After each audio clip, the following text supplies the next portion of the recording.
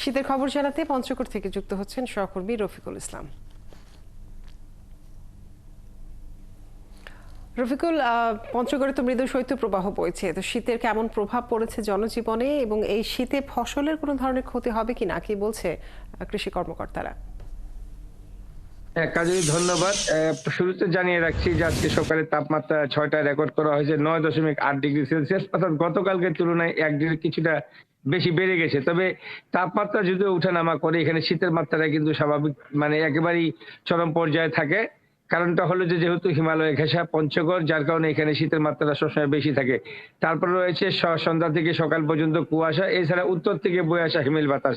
এই হিমেল বাতাসের ফলেই কিন্তু ঠান্ডাটা কিন্তু আসলে কমছে না, ঠান্ডাটা রীতিমতোই কিন্তু বাড়তেই আছে। তবে একটুখানি ভিন্নতা রয়েছে, দুঃখিত, একটুখানি ভিন্নতা রয়েছে, কারণ সকাল যেহেতু মৃদু শৈত্যপ্রবাহ বইছে, মৃদু শৈত্যপ্রবাহ বওয়ার সময় সাধারণত একটু রোদ প্রেজেন্টারের থাকে, নামটা একটু বিশেষ করে বলবেন প্লিজ। 9টা পর্যন্ত, 8টা পর্যন্ত কুয়াশা থাকে। এরপরেই কিন্তু কুয়াশার সাথে সূর্যের দেখা মিললেও কুয়াশাচ্ছন্ন এবং সূর্যের আলোয় কিন্তু একসাথে কিন্তু মিশ্রিত থাকে।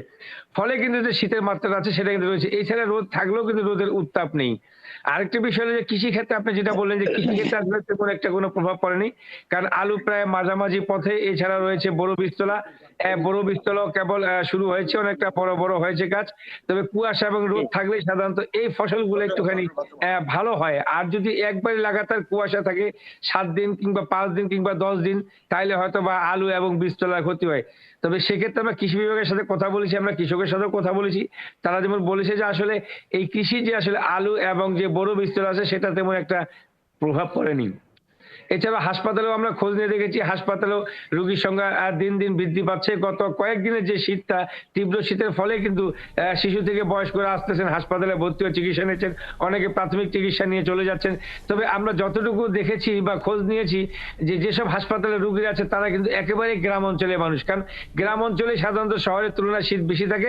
অসচেতনতার কারণে সাধারণত কিন্তু তারা শীতে একটু অবহেলা থাকার পরে তারা শীতের কষ্টের মধ্যে থাকে, ফলে তারা কিন্তু রোগবালাইয়ের মধ্যে পড়ে যায়। এছাড়া আমাদের পঞ্চগড় জেলায় একটি ২ লক্ষ দরিদ্র জনগোষ্ঠী রয়েছে, চা শ্রমিক, পাথর শ্রমিক, নদী থেকে পাথর উত্তোলন করে এই জাতীয় শ্রমিকরা রয়েছে। তারাও দুর্ভোগের মধ্যে পড়ে, বিশেষ করে বিকেল এবং সকাল পর্যন্ত যে কুয়াশা থাকে, আসলে সকাল ৬টা-৮টার দিকেই তারা কিন্তু ঘুম থেকে উঠে কাজে বের হয়ে চলে যায়। কিন্তু কুয়াশা এবং শীতের কারণে, তাদের অলসতার কারণে তারা ঘুম থেকে উঠতে পারে না, কাজে যেতে পারে না। ফলেই কিন্তু তাদের দুর্ভোগ এবং কষ্টটা কিন্তু রয়ে যায়। এছাড়া প্রশাসনের পক্ষ থেকে শীতবস্ত্র বিতরণ শুরু হয়েছে এবং অব্যাহত রয়েছে। এ পর্যন্ত জেলায় ৩০,০০০ সরকারিভাবে কম্বল বিতরণ করা হয়েছে। এছাড়া বেসরকারিভাবেও স্বেচ্ছাসেবী সংগঠন, রাজনৈতিক সংগঠন, বিত্তবান ব্যক্তিরাও আসে কম্বল বিতরণ করছে। তবে আপনার মাধ্যমে জানাতে চাই যে আসলে যারা কম্বল বিতরণ করছে তারা যেন খুব দ্রুত সহিত যেন পঞ্চগড় জেলায় এসে তারা শীতবস্ত্র বিতরণ করেন। কারণ অনেককে আমরা দেখেছি যে শীত শেষে তারা কিন্তু আসলে শীতবস্ত্র বিতরণ করে, যেটা আসলে শীতার্ত মানুষের কোনো কাজে আসে না।